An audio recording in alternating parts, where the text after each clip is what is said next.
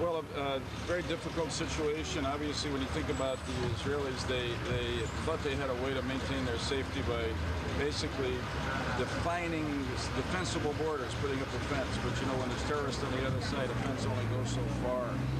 And the Israelis are victims here. The other victims are the Lebanese people, because Hezbollah is not genuinely Lebanese. It's really a subsidiary of the Iranian terrorist government. So I hope that President Bush will send some higher-level intermediaries to the Middle East and do what we can really to strengthen the Lebanese government. I think what the Israelis have asked is the right way to go here, which is end the violence by putting the Lebanese army on the border between Israel and Lebanon and getting the Iranian-backed terrorists out of there. They're the trouble. Do you agree with Newt Gingrich who's saying, did you say we're at the brink of World War III or we're in World War III? Do you agree know, my wife sent me a BlackBerry this morning telling me it said that. No, I don't. Look, we are in a war. It's the war of radical Islamists using terrorism against the United States and a lot of the rest of the world, as we see with the terrorist attacks all over the world. And we were hit worse on 9/11/01. That's a war that's going to go on for a while. But what's happening in the Middle East now, I would say, is a battle in the larger war between radical Islamist terrorists and the rest of the world. So no, I don't want to call this World War III. But Iran gets involved. Iran backs Hezbollah. The missiles. I mean, well, you see the scenario. It could be a broader Middle East war, don't you think? It could be, but I think all Hezbollah will want to stop it from being that way. I don't think the Israelis will want to bring in, will want to take action against Syria and Iran. I don't think Syria and Iran will have the guts to get in directly. But you're seeing an interesting development the last few days, in which some of the other Arab states, such as Egypt, Saudi Arabia, Jordan, have not been as critical of the Israelis going after Hezbollah as you might think they would be. Why? Because they know Iran is behind this.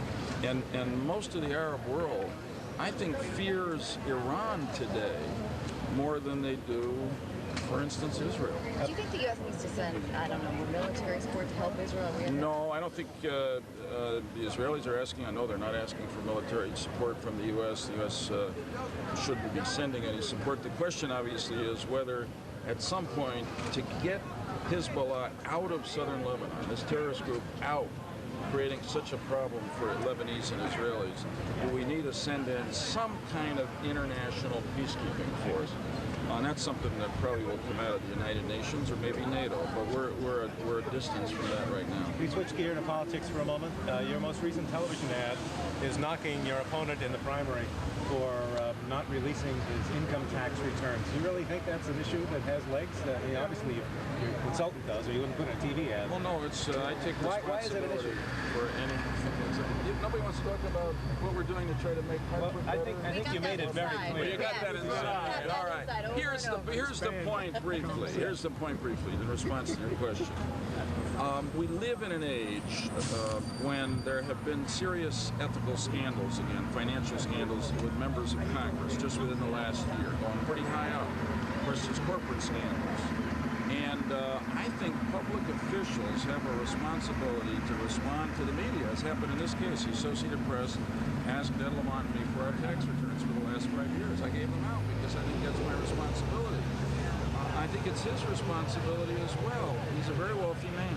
That's not a crime to be rich. But the public has the right to know what corporations he's invested in so that they can make a judgment with total transparency about what will be the motivations he has. This is a basic public right to know. Look, as it says in the... discloses that, not the tax returns. But, no, the tax returns will tell you more. And some ministers are saying from the pulpit that, at least we've been told this, that he has enormous holdings in Halliburton. Your campaign isn't planting that seed, is it? Well, I know from the limited disclosure he made under the Senate ethics that he has stock in Halliburton, and he has stock in more stock in some of the big oil companies. And that's something for everybody to judge. But that would be a crime, or that would be no. This is just public right to know. None of this is a question of illegality. I think when you get into public office today, you've got an obligation to the public to disclose all your financial holdings, and that's basically all we're saying. And I think as long as he doesn't do it, the public has a right to ask why. Why would he not want to do this? Look, as we say in this disclosure, it's Vice President Cheney, of all people, the so-called Prince of Darkness, the one who is against most disclosure, Mayor Bloomberg, Senator, now Governor Corzine of New Jersey. These are all multimillionaires who are in politics who have released their tax returns. And so we're saying that Lamont should do the same. Tom Swan was on our show yesterday, and he said, Tom Swan, within the last campaign, he said that Lamont would release 1 year. Would you be happy with that? You would say he wasn't a public Well, if he released 1 year, of tax returns would be better than no years, but the AP asked for 5 years. That's normal disclosure, and I think he ought to release 5 years of the joint returns that he and his wife have filed. But enough of that. Thanks, everyone. Thank you.